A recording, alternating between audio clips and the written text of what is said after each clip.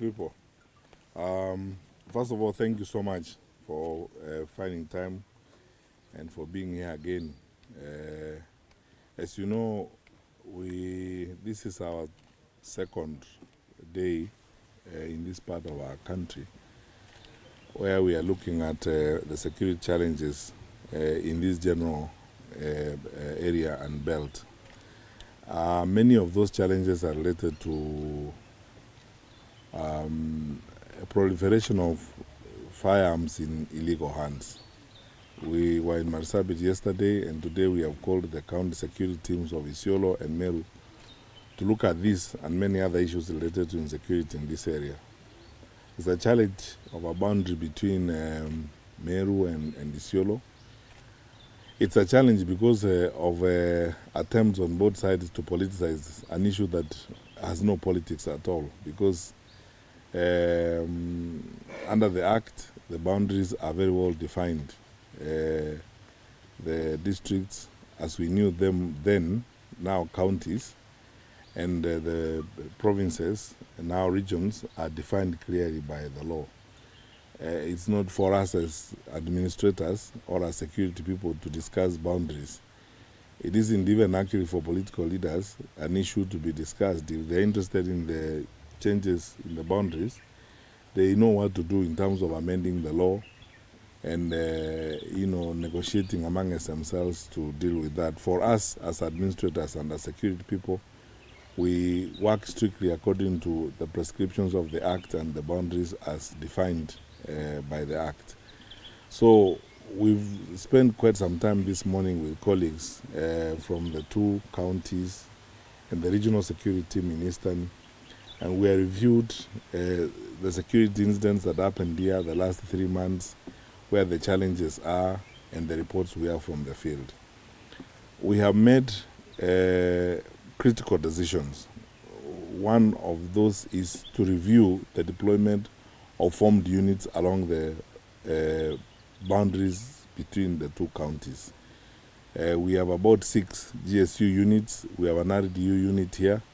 The Inspector General and the Deputy Inspector General are going to put in a team working together jointly with the security team in Meru and the security team in Isiolo to relook at the deployment and placement of this unit so that we create a sufficient and effective buffer to ensure that interactions between the two counties are peaceful, as it were.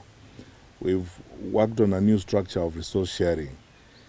Due to climate change, as you know, and the challenges we have, of drought, herders are moving from neighboring counties like Samburu into these areas.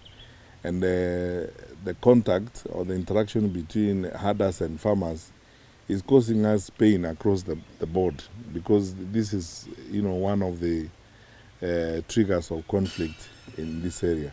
We now developed a mechanism of putting together the communities that are involved through their leaders and county governments to now start working on resource sharing protocols, so that in cases where we have to share resources inevitably because of the environmental challenges that we have, it's done peacefully and we do not have to senselessly lose lives, as it were.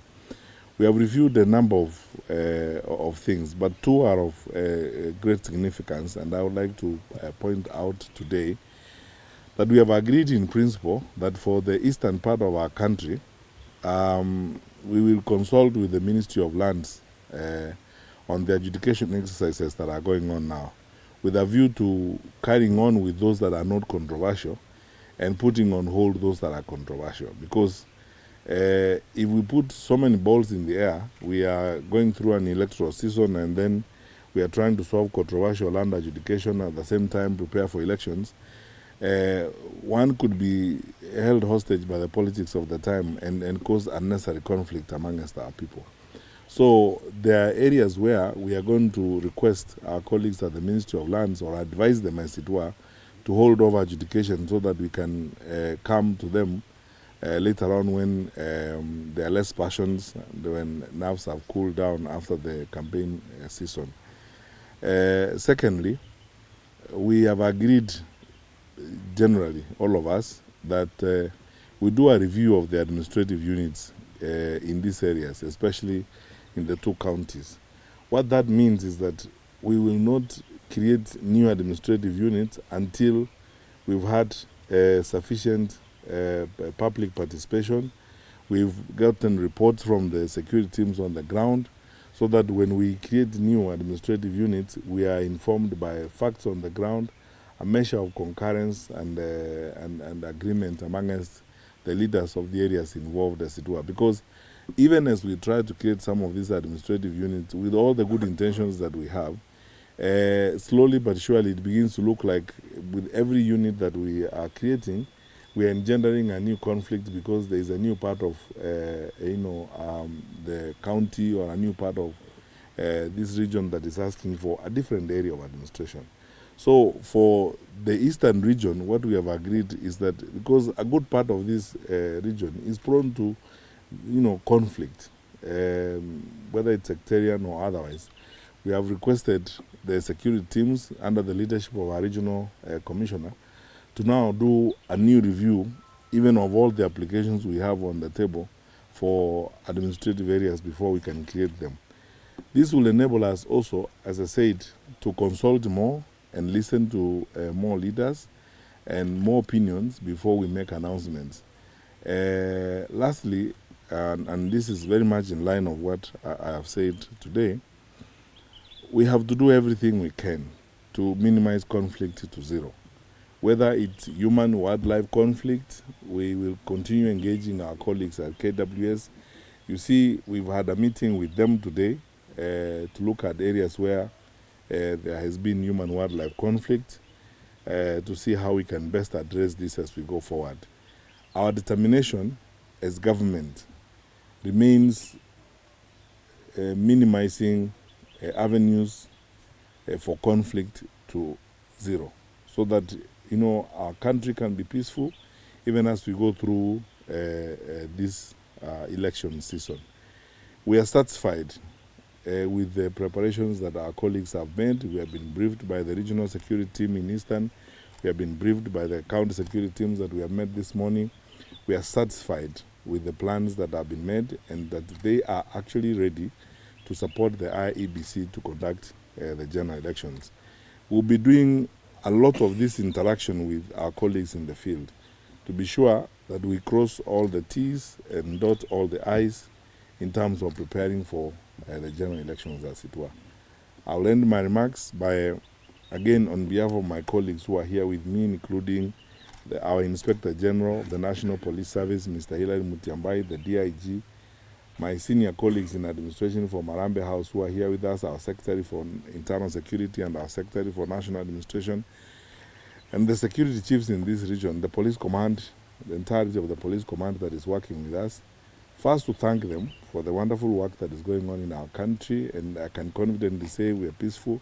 We don't anticipate any unusual cases of conflict. But again, ask fellow Kenyans, especially our brothers and sisters in the political leadership, to exercise restraint, to also join us in doing everything they can to ensure that our country remains peaceful. We desire and look forward to peaceful campaigns.